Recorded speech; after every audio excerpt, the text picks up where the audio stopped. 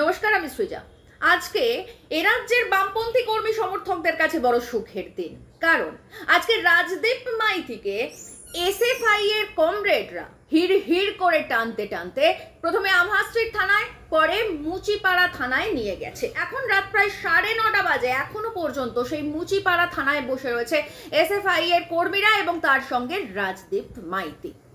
আপনারা জানেন রাজদীপ মাইতির কথা, কারণ আমি রাজদীপ মাইতিকে নিয়ে বেশ কিছু কন্টেন্ট বানিয়েছি। তাও যারা জানেন না তাদেরকে আরো একবার জানিয়ে দিই কে এই রাজদীপ মাইতি। এই রাজদীপ মাইতি হচ্ছে মির্জাপুর সিটি কলেজের অঙ্কের প্রফেসর এবং একজন তৃণমূলের কর্মী এবং তার সঙ্গে ওয়েব কুপারও কর্মী। তো এরকম একটা ক্যারেক্টার, আমরা জানি তৃণমূল মানেই তো ধর্ষকের দল, তো এরকম একটা ক্যারেক্টার যে শুধুমাত্র বামপন্থী কর্মী বা সমর্থক হওয়ার জন্য প্রত্যেকটা মহিলাকে কুৎসিত ভাষায় যৌন আক্রমণ করে, প্রতিদিন করে। কখনো আয়ুষী ঘোষকে, কখনো মীনাক্ষী মুখার্জিকে, কখনো অদ্রিজা রাহাকে, কখনো দীপশিতা ধরকে, কখনো আমাকে। প্রতিদিন প্রতি মুহূর্ত এই রাজদীপ মাইতির যে যৌন আক্রমণ, যৌন হেনস্থান, নোংরা অশ্লীল কথা এবং তার সঙ্গে প্রাণনাশের হুমকি পর্যন্ত সহ্য করতে হয় এ রাজ্যের বামপন্থী কর্মী সমর্থকদের। কারণ এদের কারোর সঙ্গে রাজদীপ মাইতির ব্যক্তিগত কোনো সমস্যা নেই। ব্যক্তিগতভাবে রাজদীপ মাইতিকে আমরা কেউ চিনি না, কিন্তু তারপরেও রাজদীপ মাইতি কেন আমাদের সঙ্গে এরকম করে? কারণ শুধুমাত্র আমরা বামপন্থী কর্মী সমর্থক বলে। আয়ুষী ঘোষ, মীনাক্ষী মুখার্জি এদের কথা তো ছেড়ে দিন, এরা তো বড় নেত্রী অবশ্যই। অদ্রিজা রাহা একজন কলেজের পিএইচডি স্কলার, আমি সামান্য একজন ইউটিউবার। আমাদেরকে পর্যন্ত কখনো প্রাণনাশের হুমকি আর কখনো বা যৌন হেনস্থা করেছে এই রাজদীপ মাইতি। এই রাজদীপ মাইতির বিরুদ্ধে একাধিক পুলিশ কেস, এফআইআর, এগুলো সমস্ত কিছু হয়েছে। আমি নিজে পাটুলি থানায় গিয়ে পাটুলি থানার পুলিশকে দিয়ে জোর করে এফআইআর করিয়েছি। তারপর আমি গেছি মহিলা কমিশনে, সেখানে গিয়ে বসে থেকে নিজে রিটেন কমপ্লেন জমা দিয়েছি, কিন্তু নিটফল জিরো, কিচ্ছু হয়নি। এ রাজ্যের পুলিশ প্রশাসন রাজদীপের বিরুদ্ধে কিচ্ছু করেনি বা করতে চায়নি তৃণমূলের দালালি করার জন্য। তো পুলিশ প্রশাসন যেটা করেনি সেটা আজকে প্রথমে এসএফআই কর্মীরা এবং তারপর জনগণ করে দেখিয়েছে। কারণ এই মির্জাপুর সিটি কলেজের সামনে আজকে দাঁড়িয়েছিল রাজদীপ, যেখানে রাজদীপ প্রফেসর।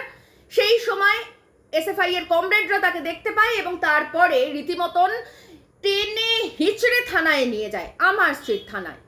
এই যে টেনে হিচড়ে নিয়ে যায়, এই টেনে হিচড়ে নিয়ে যাওয়ার পথে অসংখ্য মহিলা রাজদীপকে চড় থাপ্পড় মেরে রাজদীপের আসল জায়গাটা কোথায়, এই সমস্ত ধর্ষকদের আসলে কোথায় থাকা উচিত সেটা খুব ভালো করে বুঝিয়ে দিয়েছেন।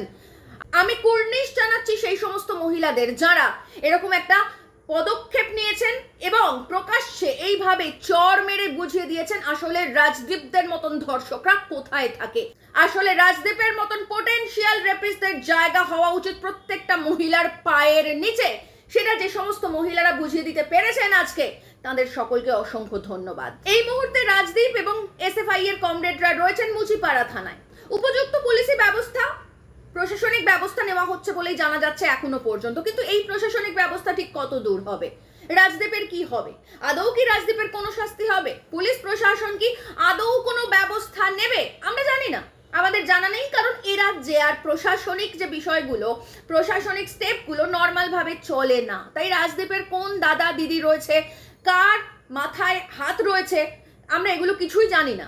তো সেক্ষেত্রে রাজদীপের শাস্তি হবে কিনা, মানে প্রশাসনিক দিক থেকে শাস্তি হবে কিনা, সেটা আমরা এখনো পর্যন্ত বুঝতে পারছি না। কিন্তু হ্যাঁ, একটা কথা বলতে পারি যে জনতার আদালতে আজকে এই রাজদীপ মাইতির যা হয়েছে, যে শাস্তি হয়েছে, জনতা যেভাবে, মানুষ যেভাবে রাজদীপ মাইতিকে বুঝিয়ে দিয়েছে রাজদীপ মাইতির আসলে কোথায় জায়গা, এটাই হচ্ছে আসল শাস্তি।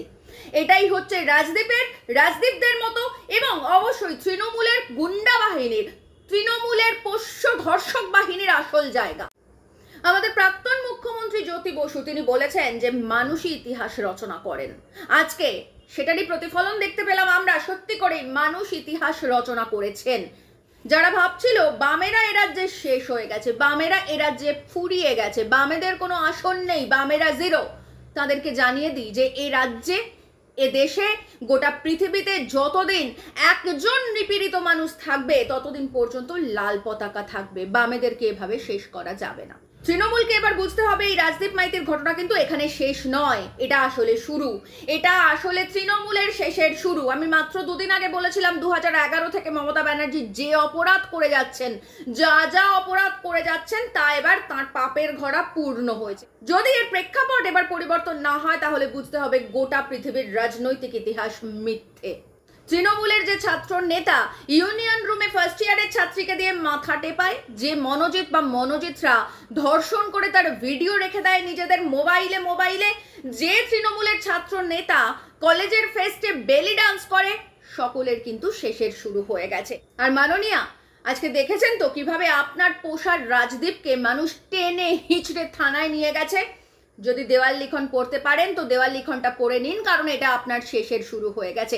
যে মানুষ আজকে রাজদীপকে টেনে হিচড়ে থানায় নিয়ে গেছে সেই মানুষ একদিন আপনাকে নবান্ন 14 তলা থেকে টেনে হিচড়ে একেবারে মাটিতে এনে দাঁড় করাবে, আর সেই দিন বেশি দূরে নেই।